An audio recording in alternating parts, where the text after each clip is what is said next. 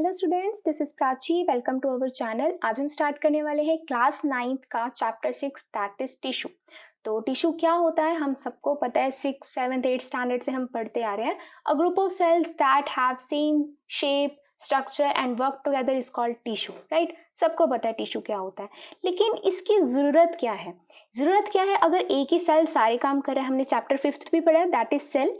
मतलब कि अगर एक सेल सारे काम कर रहा था तो हमें टिश्यू की जरूरत क्यों पड़ी, राइट। टिश्यू क्या होता है? ग्रुप ऑफ सेल्स, यानी कि अगर एक सेल सारे काम कर रहा है तो मुझे बहुत सारे सेल्स की क्या नीड हुई। तो चलिए थोड़ा सा इसके बारे में डिस्कस करते हैं। हमें पता है जो ऑर्गेनिजम्स होते हैं दो टाइप के होते हैं, एक यूनिसेलुलर और एक मल्टीसेलुलर।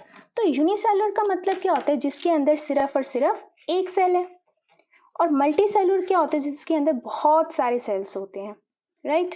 अब क्या है, एक सेल ही सारे काम कर रहा है, ऑल वर्क, सारे का सारा काम एक ही सेल करता है। चाहे वो फूड लेने का है, उसको डाइजेस्ट करने का है, पानी लेने का है, गैसेस लेने का है, या ट्रांसपोर्टेशन का कोई भी काम है, वो सारा का सारा काम एक ही सेल कर रहा है।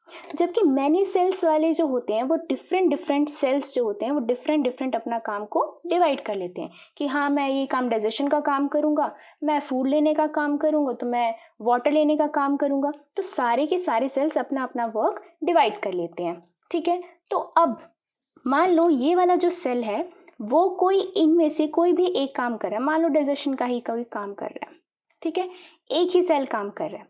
अब ध्यान से देखिए, फैमिली में अगर एक फैमिली छोड़िए, अगर हम कंपनी की एक बात करते हैं, कोई कंपनी में सिर्फ एक ही वर्कर है, वही वहाँ का मैनेजर हुआ, वही वहाँ का एम्प्लॉय हुआ, वही वहाँ का पीएन हुआ। लेकिन अगर एक कंपनी में बहुत सारे एम्प्लॉयज हैं तो सारे सारे अपना क्या कर लेंगे, डिवीजन ऑफ लेबर हो जाएगा, यानी कि सारे अपना अपना काम बांट लेंगे।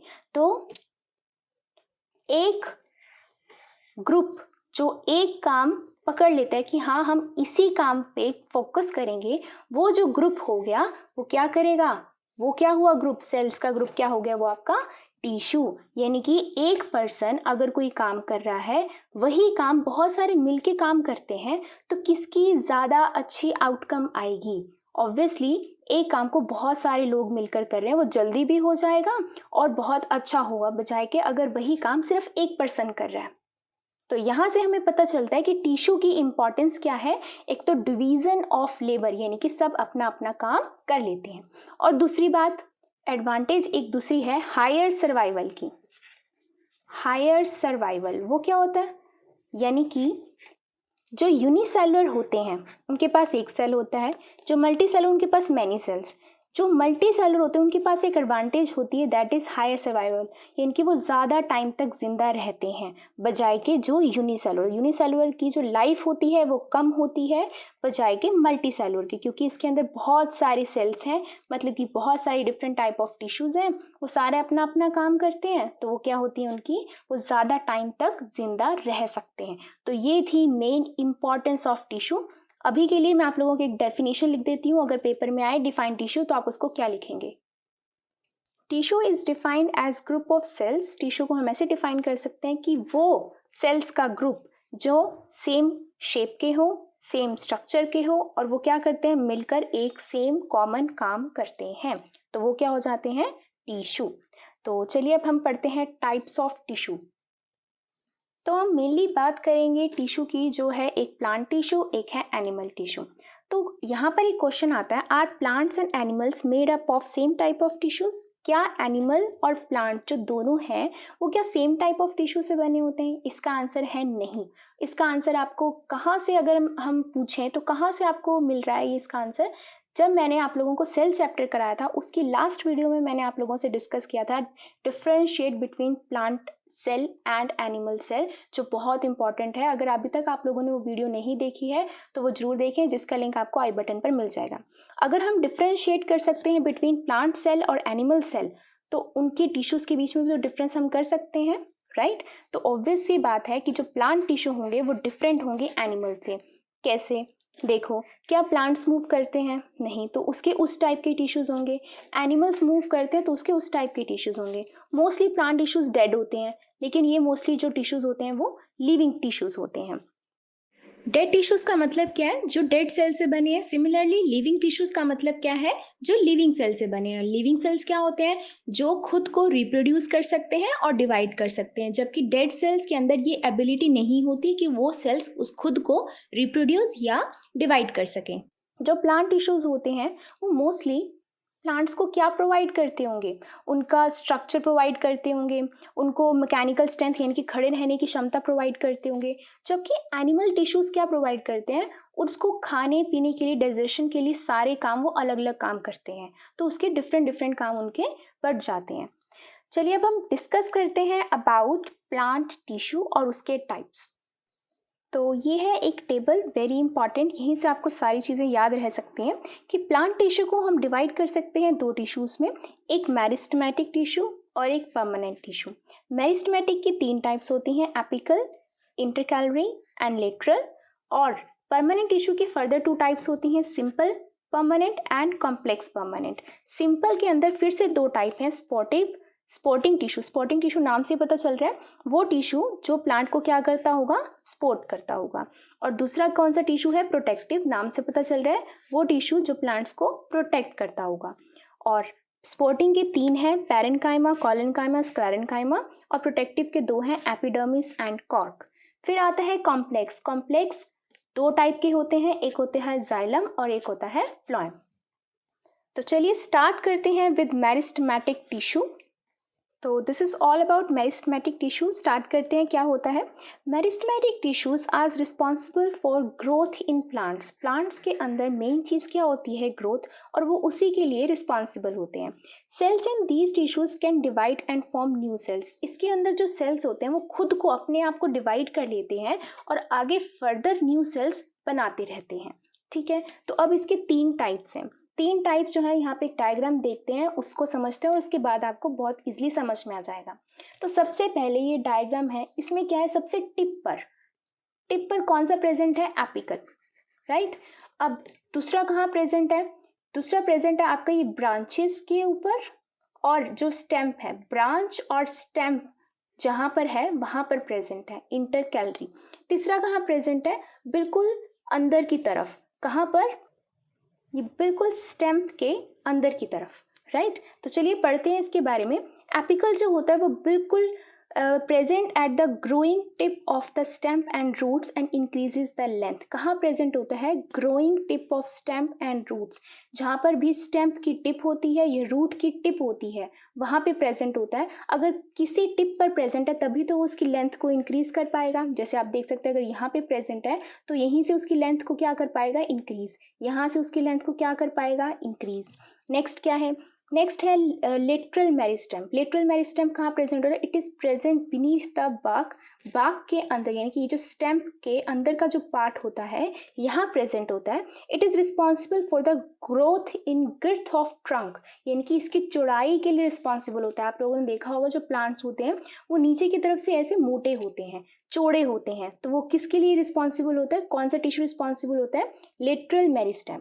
Third one is intercalary meristem. Intercalary कहाँ प्रेजेंट होता है? At the internodes. इंटरनोड्स का मतलब उस पॉइंट पर जहाँ पर एक तो ब्रांच स्टार्ट होती है आपकी, और दूसरा क्या होता है? एक आपकी स्टेम्प होती है, तो वहाँ पर प्रेजेंट होता है, दैट इज इंटरनोड्स पर प्रेजेंट होता है। It is responsible for the increase in the length of branches. अगर यहाँ पे प्रेजेंट है तो वो क्या करेगा? ग्रोथ इंक्रीज करेगा। किसकी ग्रोथ करेगा? ब्रांच की लेंथ की ग्रोथ करेगा। तो this is all about meristematic tissue. चलिए नेक्स्ट पढ़ते हैं। तो हमने अब कर लिया है मेरिस्टेमेटिक टिश्यू, डन। नेक्स्ट आता है आपके पास परमानेंट टिश्यू। परमानेंट टिश्यू क्या होता है उसका स्टार्ट करते हैं विद सिंपल परमानेंट टिश्यू। तो परमानेंट टिश्यूज क्या होते हैं? Permanent tissues are formed of cells that have lost their capacity to divide. तो derived from meristematic tissue they have definite permanent shapes and are specialised to carry out different functions. इसका क्या मतलब है? अभी जो हमने मेरिस्टेमेटिक टिश्यू किया था इसके अंदर हमने एक लाइन पढ़ी थी, cells in these tissue can divide and form new cells. Right, कि जो टिश्यूज अपनी खुद को डिवाइड करके न्यू सेल्स बना लेते हैं वो होते हैं मेरिस्टेमेटिक टिश्यू।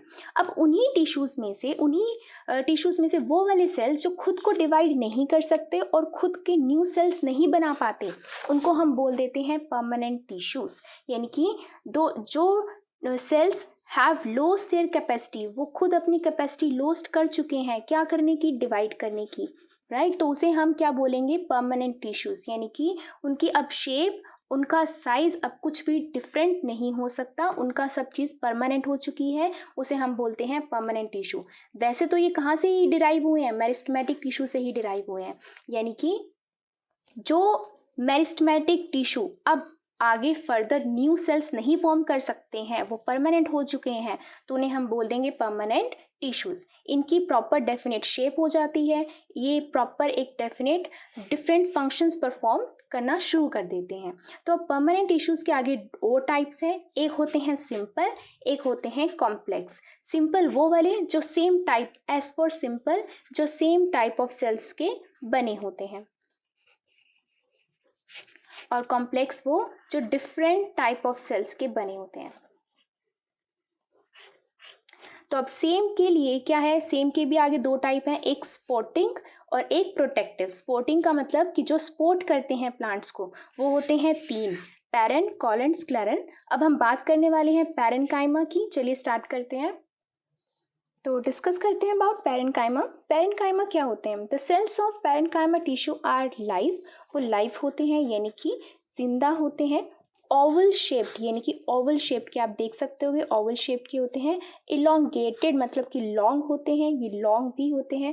ध्यान से देखिए, मैं ओवल भी बोल रही हूँ, इलोंगेटेड भी बोल रही हूँ। इसका मतलब क्या है? इसका मतलब ये है कि अगर हम उसका ट्रांसवर्स सेक्शन देखें तो वो ओवल शेप्ड है, अगर हम उसका लॉन्गिट्यूडनल सेक्शन देखें तो वो क्या है, इलोंगेटेड है। क्या मतलब है इसका? ट्रांसवर्स का मतलब होता है किसी चीज़ को हमने इस तरह से कट किया, किसी चीज़ को जब हम इस तरह से कट करते हैं तो उसके हमें सेल्स की शेप ऐसी दिखाई दे रही है।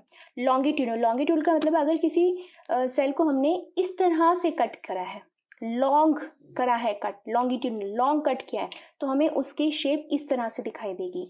तो ओवल शेप्ड भी जस्टिफाई है, इलोंगेटेड शेप भी जस्टिफाई है। नेक्स्ट आता है लूजली पैक्ड। आप देख सकते होगे इसके अंदर क्या है, इंटरसेलुलर स्पेस। इंटरसेलुलर स्पेस का मतलब क्या होता है?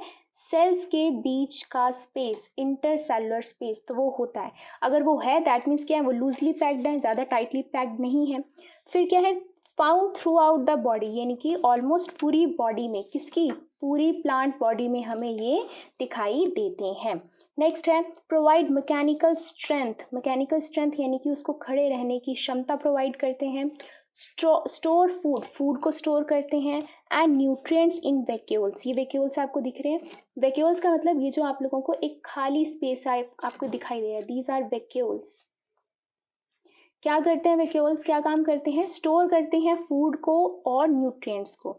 और ये जो आपको रेड डॉट दिखाई दे रही है, ये है न्यूक्लियस, ये है ट्रांसवर्स सेक्शन में। और लॉन्गिट्यूडनल सेक्शन में आप देख सकते हो, ये इतना बड़ा खाली क्या है, ये वैक्यूल है, खाली स्पेस जिसके अंदर क्या स्टोर होता है, फूड और न्यूट्रिएंट स्टोर होते हैं। और जबकि ये रेड वाली जो डॉट्स हैं वो क्या लगाई हैं मैंने, न्यूक्लियस है। तो ये सारा काम है पैरेनकाइमा का। अब parenchyma with chlorophyll which perform photosynthesis is called chlorenchyma. यही पैरेनकाइमा जब इसके अंदर, इन्हीं के अंदर जब क्लोरोफिल होता है, और क्लोरोफिल है दैट मीन्स वो क्या परफॉर्म करेंगे, फोटोसिंथेसिस परफॉर्म करेंगे। छोटे होते से पढ़ते आ रहे हैं, क्लोरोफिल क्या होती हैं, ग्रीन कलर की पिगमेंट्स होती हैं, कैच करती हैं सनलाइट, वहाँ से प्लांट्स अपना फूड बनाते हैं, that process is called photosynthesis. तो जिन पैरेनकाइमा में क्लोरोफिल प्रेजेंट है उसे हम बोलेंगे क्लोरेनकाइमा। नाम से पता चल रहा है, क्लो मतलब क्लोरोफिल, क्लोरेनकाइमा, राइट। नेक्स्ट है इन एक्वेटिक प्लांट्स, यानी कि जो प्लांट्स आपके वाटर में होते हैं, cells of parenchyma have large air cavities. उनके अंदर बहुत सारी एयर कैविटीज होती हैं, यानी कि जैसे यहाँ वैक्यूल्स हैं, यहाँ वैक्यूल्स में तो फूड और क्या स्टोर है, न्यूट्रिएंट स्टोर है, वहाँ पर एयर की वैक्यूल्स होते हैं, बहुत एयर की कैविटीज होती हैं। तो उसको हम क्या बोलते हैं, उस पैरेनकाइमा को जिसके अंदर एयर की बहुत बड़ी कैविटीज, कैविटीज का मतलब खाली स्पेस होता है, उसे हम बोलते हैं एरेनकाइमा। Air cavities, aerenchyma. तो नाम भी जस्टिफाई आपके हो रहे हैं। तो पैरेनकाइमा वो जो पूरी बॉडी में मिलते हैं, Oval shaped, elongated shaped, loosely packed, vacuoles में फूड और न्यूट्रिएंट स्टोर होता है। अगर क्लोरोफिल इनके इंटरसेलुलर स्पेस में है तो क्लोरेनकाइमा, अगर आपकी खाली एयर कैविटीज हैं तो वो क्या है, एरेनकाइमा। चलिए नेक्स्ट करते हैं अब कॉलेनकाइमा। तो कॉलेनकाइमा सेल्स क्या होते हैं, the cells of collenchyma are live, ये भी लाइव होते हैं जैसे पैरेनकाइमा थे। ओवल शेप्ड, जैसे ये है, आप लोगों को कौन सा सेक्शन था, ये transverse section, you can see Oval section. और ये क्या है, इलोंगेटेड, यानी कि ये है आप लोगों का लॉन्गिट्यूडनल, दैट मीन्स आपको इलोंगेटेड भी पता चल रहे हैं। नेक्स्ट है टाइटली पैक्ड, वो क्या थे, लूजली पैक्ड थे, उनके अंदर इंटरसेलुलर स्पेस था, लेकिन ये क्या है, टाइटली पैक्ड। आपको क्या इंटरसेलुलर स्पेस आपको दिखाई दे रहा है, नहीं, उसका मतलब क्या है कि वो क्या है, tightly packed. These are found below the epidermis in leaves and stems। ये क्या होते हैं, लीव्स और स्टेम्स के ऊपर एक एपिडर्मिस होता है, उसके नीचे मिलते हैं। एपिडर्मिस क्या होता है, हमें पता है कि जब हम बात कर रहे थे सिंपल परमानेंट टिश्यू की, तब हमने बात की थी यहाँ पे प्रोटेक्टिव टिश्यू की। प्रोटेक्टिव टिश्यू में एक टाइप है आपकी एपिडर्मिस, जो हम आगे डिस्कस करेंगे। इस एपिडर्मिस टिश्यू के, यानी कि इस प्रोटेक्टिव टिश्यू के नीचे कौन लाई करता है, कॉलेनकाइमा लाई करता है। The cell wall of collenchyma tissue is thick at the corners. आप देख सकते हो ये कॉर्नर्स हैं, कॉर्नर से जो सेल वॉल होती है वो इसकी थिक होती है। यहाँ पर भी आप देख सकते होंगे लॉन्गिट्यूडनल सेक्शन में, और यहाँ पर ट्रांसवर्स सेक्शन में भी आप देख सकते हो कि कॉर्नर्स में इसकी जो सेल वॉल होती है वो थिक होती है। क्या काम करता है ये, provide the mechanical support, mechanical support provide करता है। वही अगर ये स्पोर्टिंग टिश्यू है तो क्या प्रोवाइड करेगा, मैकेनिकल सपोर्ट, यानी कि खड़े रहने की क्षमता। Provide flexibility to plant so that they can bend without breaking. आप लोगों ने देखा होगा कि कई जो प्लांट्स होते हैं काफ़ी अगर बहुत विंड ब्लो करती है, तूफान आता है, तो क्या होता है, बहुत ज़्यादा बेंड हो जाते हैं बट टूटते नहीं हैं। उसे हम क्या बोलते हैं, वो क्या है, उनके अंदर फ्लेक्सिबिलिटी है। उनके अंदर कॉलेनकाइमा टिश्यू जो प्रेजेंट है वो उनको फ्लेक्सिबिलिटी प्रोवाइड कर रहा है कि वो बहुत ज़्यादा बेंड हो सकते हैं बिना टूटे। तो ये था अबाउट ऑल कॉलेनकाइमा। नेक्स्ट करते हैं हम स्क्लेरेनकाइमा। तो स्क्लेरेनकाइमा टिश्यूज़ की अगर हम बात करें तो the cells of sclerenchyma tissue are dead. अभी तक हम पढ़ रहे थे पैरेनकाइमा एंड कॉलेनकाइमा दोनों के जो सेल्स थे वो लाइव थे, ये क्या है, डेड है। नैरो, वो क्या थे, ओवल शेप थे, बट ये है नैरो। आप देख सकते होगे वो ओवल शेप के थे, ये नैरो शेप के हैं। इलोंगेटेड, जैसे ये ट्रांसवर्स सेक्शन था, ये लॉन्गिट्यूडनल सेक्शन है। लॉन्गिट्यूडनल सेक्शन देखोगे तो आपको ये इलोंगेटेड ही दिखाई दे रहे हैं, लंबे ही दिखाई दे रहे हैं। नेक्स्ट इंपॉर्टेंट चीज़ इसके अंदर आती है कि cell wall is composed of lignin which makes it hard, यानी कि इसकी जो सेल वॉल होती है वो हार्ड होती है। जो कॉलेनकाइमा की सेल वॉल थी वो क्या थी, वो सिर्फ थिक थी एट कॉर्नर से, जबकि पैरेनकाइमा की वो बिल्कुल ही थिन थी सेल वॉल। अब स्क्लेरेनकाइमा की अगर हम बात करें, इसकी जो सेल वॉल होती है वो हार्ड होती है। क्यों हार्ड होती है, due to the presence of lignin. Lignin एक केमिकल सब्सटेंस है जिसकी वजह से इसकी जो सेल वॉल होती है वो हार्ड हो जाती है। आप देख सकते होगे यहाँ पर सेल्स के ऊपर ये जो मैंने रेड कवरिंग दिखाई है, इसको मैंने लिखा है लिग्निफाइड सेल वॉल, यानी कि सेल वॉल के ऊपर क्या लगा हुआ है, लिग्निन लगा हुआ है, जिसकी वजह से सेल वॉल जो है वो आपकी क्या है, हार्ड हो चुकी है। नेक्स्ट है it is found around vascular bundles. Vascular bundles क्या होते हैं, प्लांट के अंदर जो ट्यूब्स होते हैं, जैसे मान लो ये प्लांट है, इसके अंदर जो छोटी छोटी ट्यूब्स होती हैं जिसके अराउंड आपका फूड या वाटर ट्रांसपोर्ट करता है, उसे हम बोलते हैं वेस्कुलर बंडल्स। ये वहाँ पर प्रेजेंट होते हैं। वेन्स ऑफ लीफ की ये जो वेन्स हैं यहाँ प्रेजेंट होते हैं। हार्ड कवरिंग ऑफ सीड्स की हार्ड कवरिंग, यानी कि ऊपर की कवरिंग में प्रेजेंट होते हैं, जैसे कि कोकोनट हस्क, कोकोनट के ऊपर का जो घास, सूखी घास वाला हिस्सा होता है वहाँ पर प्रेजेंट होते हैं। It also provide mechanical strength. Obviously बात है कि हम अभी तक किसकी बात कर रहे हैं, सपोर्टिंग टिश्यू की। तो तीनों टिश्यू क्या प्रोवाइड कर रहे हैं, सपोर्ट प्रोवाइड कर रहे हैं। कौन सी, मैकेनिकल सपोर्ट या मैकेनिकल स्ट्रेंथ प्रोवाइड कर रहे हैं प्लांट्स को। और क्या करते हैं, ये करते हैं helps to makes parts of plants hard. ये प्लांट्स के पार्ट को हार्ड बनाते हैं, जबकि कॉलेनकाइमा क्या बना रहे थे, फ्लेक्सिबल बना रहे थे। ये क्या बना रहे हैं, हार्ड बना रहे हैं। तो हम अब पढ़ चुके हैं पैरेन, कॉलन एंड स्क्लेरेनकाइमा। वो क्या थे, स्पोर्टिंग टिश्यू हम कर चुके हैं। नेक्स्ट आता है आपके पास प्रोटेक्टिव टिश्यू। प्रोटेक्टिव टिश्यू के दो पार्ट्स हैं, एक एपिडर्मिस और एक कॉर्क। चलिए डिस्कस करते हैं। तो प्रोटेक्टिव टिश्यू क्या होता है? They protect the plant body by forming an outer layer, यानी कि प्लांट की बॉडी को प्रोटेक्ट करते हैं उसके ऊपर क्या बना के, एक आउटर लेयर बनाकर। तो यहाँ पर दो टाइप के प्रोटेक्टिव टिश्यू हैं, एक एपिडर्मिस और एक कॉर्क। चलिए डिस्कस करते हैं। तो अब एपिडर्मिस की बात करें तो क्या करता है epidermis? Covers the entire body of the plant, plant की पूरी बॉडी को कवर करता है, प्रोटेक्ट करता है उसको चोट लगने से, जर्म से और वाटर के लॉस से, यानी कि प्लांट के अंदर का जो वाटर है वो बाहर लॉस नहीं करवाता है। यानी कि उसको ऊपर एक कवर बना दिया, एक कवरिंग बना दी, जिसकी वजह से ना उसको चोट लगती है, ना उसके अंदर जर्म्स एंटर कर सकते हैं, ना उसके अंदर से वाटर बाहर की तरफ लॉस हो सकता है। It forms a continuous layer without space. Obvious सी बात है, एक कॉन्टिन्यूअस लेयर बनाता है, कोई बीच में क्या होता है, स्पेस नहीं होता। अगर स्पेस होगा तो जर्म्स भी एंटर कर जाएंगे, वाटर लॉस भी हो जाएगा, ये सब चीज़ें हो जाएंगी। फिर क्या है, in leaves and soft part of stems, leaves के अंदर और सॉफ्ट पार्ट ऑफ स्टेम्स में, यानी कि ये तो एंटायर बॉडी पे है, जहाँ पर लीव्स में प्रेजेंट है, जहाँ सॉफ्ट पार्ट ऑफ स्टेम में प्रेजेंट है, वहाँ छोटी छोटी ओपनिंग होती है, यानी कि छोटे छोटे पोर्स होते हैं, छेद होते हैं, उसको हम क्या बोलते हैं, स्टोमेटा। क्या बोलते हैं? स्टोमेटा। आपको पता ही है कि प्लांट्स के ऊपर जो लीव्स होते हैं, लीव्स से ही क्या होता है, इन और आउट होता है, किसका? गैसेस का और वाटर का। तो यानी कि इन और out of water is transpiration, और गैसियस एक्सचेंज होता है किसकी वजह से? स्टोमेटा की वजह से। जब गैसेस या वाटर इन होती हैं तो स्टोमेटल पोर ओपन हो जाती है। ये गार्ड सेल्स होते हैं, ये किडनी शेप्ड होते हैं, जब इसके अंदर एंटर होते हैं तो वो फूल जाते हैं, ओपन हो जाते हैं, और जैसे ही उसके अंदर से ये निकल जाते हैं, गैसेस या वाटर निकल जाते हैं, तो ये श्रिंक हो जाते हैं। तो ये क्या होता है, स्टोमेटा कहाँ प्रेजेंट होता है? लीव्स और स्टेम्स के सॉफ्ट पार्ट पर, एपिडर्मिस लेयर के ऊपर स्मॉल स्मॉल पोर्स, जिसे हम बोल रहे हैं स्टोमेटा। चलिए अब बात करते हैं कॉर्क की। कॉर्क भी क्या है? एक प्रोटेक्टिव टिश्यू है। इसके क्या सेल्स होते हैं? डेड सेल्स होते हैं। इसके अंदर नो इंटरसेलुलर स्पेस, इसके सेल्स के बीच में कोई स्पेस नहीं होता। जैसे ये प्रोटेक्ट करते हैं वैसे ये प्रोटेक्ट करते हैं प्लांट को इंजरी से, जर्म से, वाटर लॉस से। इसके अंदर एक नई चीज क्या पता चलती है आपको?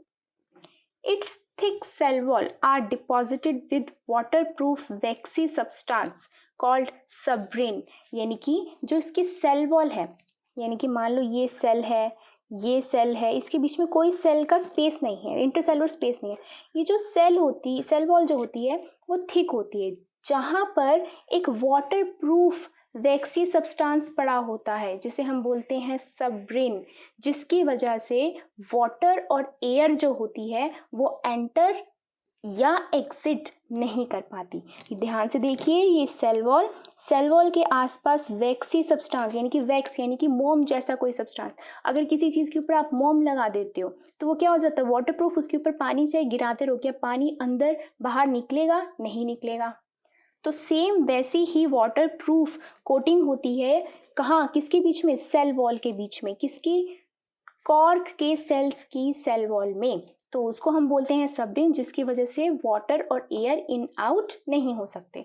जब किसी चीज़ में वाटर इन और आउट नहीं हो सकता, वो क्या हो गया? डेड सेल, जिसको हम क्या बोल सकते हैं? सूखी लकड़ी, राइट। तो वो कहाँ पर यूज़ होते हैं? इसकी वेट जो होता है बहुत लाइट होता है, क्योंकि जब इसके अंदर वाटर ही नहीं आ रहा तो क्या इसका वेट होगा, राइट। तो ये कहाँ यूज़ होते हैं? बॉटल स्टॉपर्स में। जैसे आपने देखा होगा कि कांच की अगर कोई बॉटल होती है, उसके ऊपर एक कॉर्क लगा होता है, उसका ढक्कन लगा होता है। जो ढक्कन होता है वो किसका होता है? लकड़ी का। उसे हम बोलते हैं कॉर्क, यानी कि बॉटल स्टॉपर्स। तो ये था ऑल अबाउट प्रोटेक्टिव टिश्यू, जो प्लांट्स को प्रोटेक्ट करते हैं और उनका थोड़े बहुत यूजेस। चलिए अब आगे डिस्कस करते हैं। हमने कर लिया simple permanent done, protective done. Next आता है आपके पास कॉम्प्लेक्स। कॉम्प्लेक्स के दो टाइप जाइलम आए। तो कॉम्प्लेक्स परमानेंट टिश्यूज क्या होते हैं? A complex permanent tissue consist of different types of living as well as dead cells which work together as a unit to perform a common function। यानी कि complex permanent tissues जो होते हैं उसके अंदर लिविंग भी हो सकते हैं सेल्स, उसके अंदर डेड सेल्स भी हो सकते हैं, जो मिलकर क्या करते हैं? परफॉर्म करते हैं एक ही कॉमन फंक्शन। जैसे कि अब अगर बात करें कॉम्प्लेक्स परमानेंट टिश्यू की, जैसे कि जाइलम एंड फ्लोएम की, इनके क्या क्या फंक्शंस होते हैं, इनके अंदर कौन सी सेल्स लिविंग है और कौन से सेल्स आपके डेड है। चलिए डिस्कस करते हैं। तो जाइलम और फ्लोएम के बीच में डिफरेंस भी बहुत इंपॉर्टेंट है, आप लोगों का पेपर में पूछ लिया जाता है। चलिए स्टार्ट करते हैं। जाइलम क्या ट्रांसपोर्ट करता है? Transport water and nutrients. किसको? प्लांट को। कहाँ से? वाटर कहाँ से लेगा? वाटर न्यूट्रिएंट्स हाँ वो लेगा सॉइल से। जैसे कि न्यूट्रिएंट्स आप लोगों ने 9th में पढ़ा था, मैक्रो न्यूट्रिएंट्स और माइक्रो न्यूट्रिएंट्स। 13 माइक्रो और मैक्रो न्यूट्रिएंट्स थे, वो कहाँ से मिलते हैं? सॉइल से मिलते हैं। तो वाटर भी कहाँ से ले रहा है? वो सॉइल से ले रहा है। नेक्स्ट क्या आता है? फ्लोएम। फ्लोएम क्या ट्रांसपोर्ट करता है? ट्रांसपोर्ट करता है food from the site of photosynthesis. Photosynthesis की साइट से, वो क्या होती है फोटोसिंथेसिस की साइट्स? जैसे कि क्लोरोफिल की वजह से, वो कहाँ होती है? लीव्स में। लीव्स में क्या होता है? फोटोसिंथेसिस। तो वो सब चीज़ें कहाँ से लेता है? वहाँ से फोटोसिंथेसिस से फूड बनता है और वहाँ पे कहाँ ट्रांसपोर्ट करता है? पूरे प्लांट की बॉडी में ट्रांसपोर्ट करता है। अब आता है ये यूनिडायरेक्शनल होता है। यूनिडायरेक्शनल का मतलब कि सिर्फ एक ही डायरेक्शन में जाएंगे, जैसे नीचे से लिया ऊपर की तरफ पहुंचा दिया।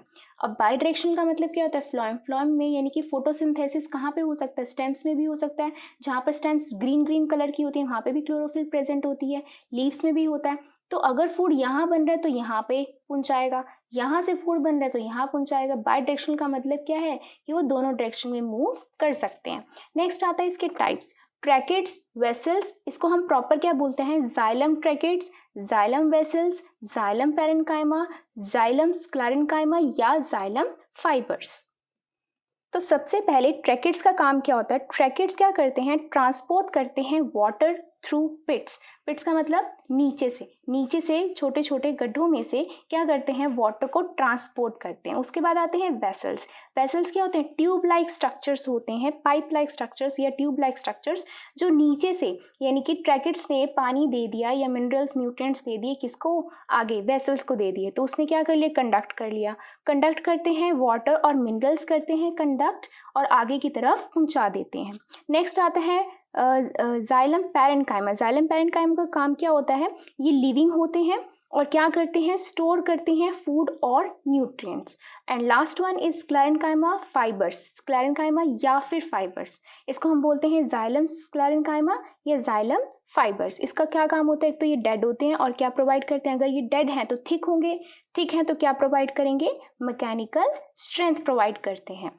अब इसके अंदर क्या है? इसके भी 4 टाइप्स हैं। सबसे पहले आते हैं फ्लोएम सीव सेल्स, फिर क्या बोलते हैं? फ्लोएम कंपेनियन सेल्स, फिर क्या बोलते हैं? Phloem parenchyma, last one is phloem fibres. चलिए इसके हम डिस्कस करते हैं। अब जो सीव सेल्स होते हैं वो क्या होते हैं? इलोंगेटेड यानी कि लंबे होते हैं, छोटे होते मतलब थिन होते हैं और क्या ट्रांसपोर्ट करते हैं? फूड एंड न्यूट्रिएंट्स क्या करते हैं? ट्रांसपोर्ट करते हैं। नेक्स्ट आता है कंपेनियन सेल्स। नाम से ही पता चल रहा है कंपेनियन यानी कि वो इसका फ्रेंड है। वो इसका फ्रेंड है तो वो क्या करेगा? वो उसकी हेल्प करता है कंडक्शन के लिए। इट हेल्प्स, ये सेल्स हेल्प करते हैं सीव सेल्स की क्या करने के लिए? कंडक्शन करने के लिए फूड मटेरियल्स की। नेक्स्ट आता है आपके पास फ्लोएम पैरेन्काइमा। फ्लोएम पैरेन्काइमा का काम जो यहाँ था वही यहाँ पर है, वो क्या करेंगे? स्टोर करेंगे फूड को। Last one is phloem fibres. Phloem fibres का काम क्या होता है? जो यहाँ पर इसका काम होता है दैट इज फाइबर्स हैं। फाइबर्स का मतलब स्क्लेरेन्काइमा, दैट मीन्स डेड होते हैं। डेड है तो वो क्या प्रोवाइड करेंगे?